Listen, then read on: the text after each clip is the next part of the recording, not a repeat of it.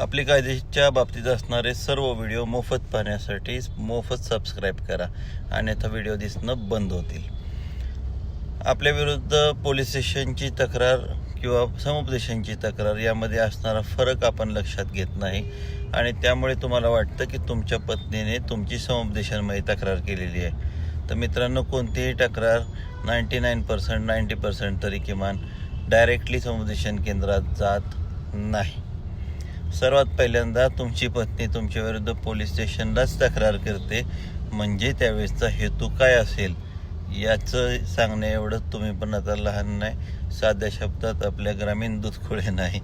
त्यामुळं तक्रार तुमची समुपदेशनमध्ये न होता पोलीस स्टेशनमध्ये झालेली आहे हे लक्षात ठेवून त्याचा रिप्लाय, त्याच्यावर कारवाई ही उत्तम कायदेशीररित्या आणि सजग राहून केली पाहिजे, हे मात्र मित्रांनो कायम लक्षात ठेवा.